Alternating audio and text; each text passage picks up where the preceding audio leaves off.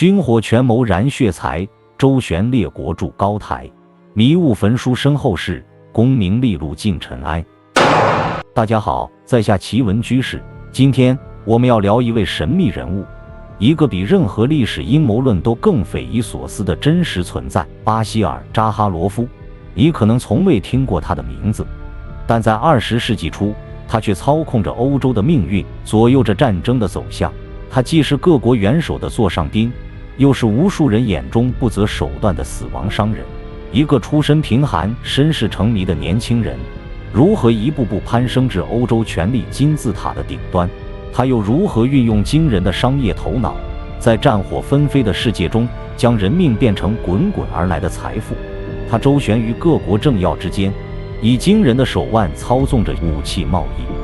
他的客户竟然是互相厮杀的敌对双方。扎哈罗夫系统，一种道德沦丧的销售技巧，让他在鲜血与硝烟中构筑起自己的帝国。更令人匪夷所思的是，在功成名就之后，他却突然销毁了自己长达58年的日记。这其中究竟隐藏着什么惊天秘密？他到底想要掩盖什么不可告人的真相？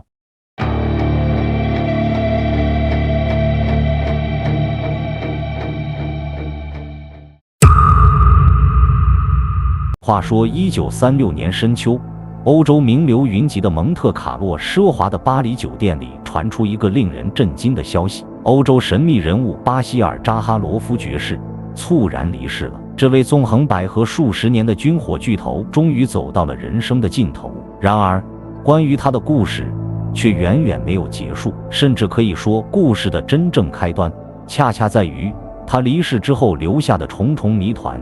关于巴希尔·扎哈罗夫的身世本身就是一个巨大的谜，坊间流传着无数版本。他一会儿是俄罗斯犹太人，一会儿又成了希腊人。有说他出生于奥斯曼帝国统治下的穆拉，也有人坚称他的老家是君士坦丁堡。就连他自己也似乎乐于混淆视听，一会儿说自己是希腊人，一会儿又自称是俄罗斯人，甚至还冒充过保加利亚医生。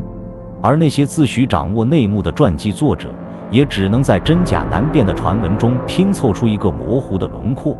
可以确定的是，扎哈罗夫本名瓦西里奥斯·扎卡里亚斯，他的家族大概率是希腊裔，曾因躲避迫害而迁往敖德萨，并在那里将姓氏俄罗斯化为扎哈罗夫。此后，他们又搬回了奥斯曼帝国，定居在君士坦丁堡一个贫民窟里。童年时代的扎哈罗夫似乎就展现出了与生俱来的狡黠和适应能力。据说他曾充当导游、妓院拉皮条，甚至还加入了专门从事纵火勒索的犯罪团伙。1865年，君士坦丁堡发生了一场骇人听闻的大火，烧毁了无数房屋。此后，扎哈罗夫便突然销声匿迹，再次出现时已经身在英国。他摇身一变成了一位富有的俄罗斯官员之子，并用花言巧语骗取了布里斯托尔建筑商之女艾米丽·巴罗斯的芳心。然而，好景不长，结婚仅仅1个月后，扎哈罗夫就因涉嫌诈骗而被捕，并引渡回英国受审。虽然他最终设法脱罪，但这段经历无疑为他的人生涂上了一层更加神秘的色彩。就这样，巴希尔·扎哈罗夫带着重重迷雾走上了历史舞台。谁也不知道，这个身世成谜、劣迹斑斑的年轻人，未来将会掀起怎样的惊涛骇浪。脱罪后的扎哈罗夫并没有因此消沉，他再次改名换姓，前往塞浦路斯，在那里开了一家商店，并开始涉足房地产。一次偶然的机会，他结识了未来的希腊首相斯特凡诺斯·斯库鲁迪斯。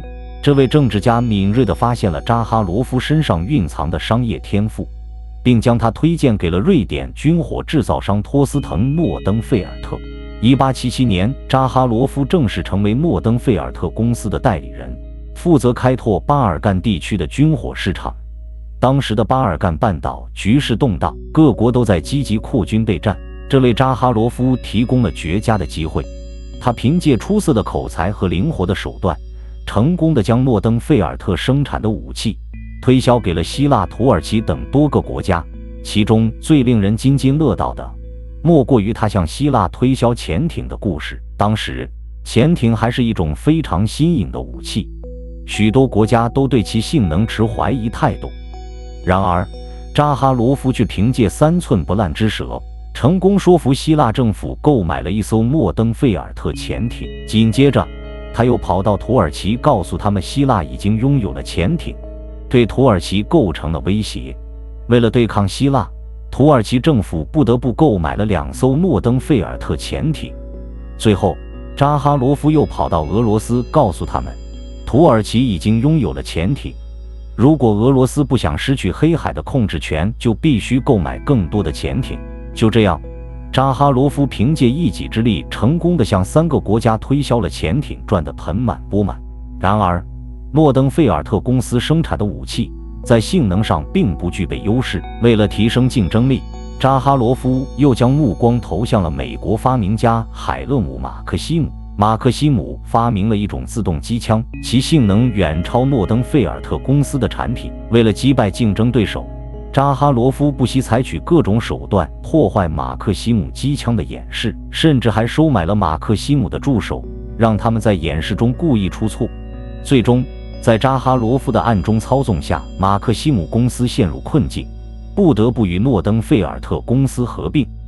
1897年，英国军火巨头维克斯公司收购了马克西姆诺登费尔特公司，扎哈罗夫也因此成为了维克斯公司的重要人物。凭借在军火行业多年积累的经验和人脉，扎哈罗夫很快就成为了维克斯公司的头号销售员。他的足迹遍布世界各地，从非洲到南美，到处都有他推销军火的身影。在日俄战争中，扎哈罗夫向日本出售了大量的武器，其中包括战列舰三笠号。这艘战舰在对马海战中发挥了重要作用，帮助日本击败了俄罗斯舰队。然而，俄罗斯战败后也开始积极重建军备。扎哈罗夫又抓住机会，说服俄罗斯政府在查理金建立一座巨大的军工厂，为俄罗斯提供源源不断的武器。就这样，扎哈罗夫通过向交战双方出售武器，赚取了巨额利润，成为了名副其实的军火之王。随着财富的积累，扎哈罗夫的野心也越来越大。他不再仅仅满足于做一个军火商人，而是开始积极涉足政治，试图操纵欧洲的局势。他深知，要影响政治就必须掌握舆论，因此他斥巨资收购了法国的2家报纸，利用这些媒体来煽动民族主义情绪，为战争制造舆论。扎哈罗夫还善于利用女性来达到自己的目的。据说，他曾利用自己的妻子引诱英国首相劳合乔治，从而影响英国的军备政策。他还与俄罗斯芭蕾舞演员马蒂尔德·克谢辛斯卡娅保持着亲密关系，利用她来接近沙皇政府的高官，从而获得更多的军火订单。在第1次世界大战爆发前，扎哈罗夫积极游说各国政府增加军备预算，为战争的爆发创造了条件。他甚至还参与了一些秘密外交活动，试图操纵战争的走向。例如，他曾试图说服希腊加入协约国，并向土耳其提供巨额贿赂，试图让他们退出战争。第1次世界大战爆发后，扎哈罗夫成为了协约国的主要军火供应商。他利用自己的影响力，说服协约国政府不要轰炸德国控制的蒂永维尔钢铁厂，因为这家工厂也是他的财产。他还向协约国政府提供情报，帮助他们制定作战计划。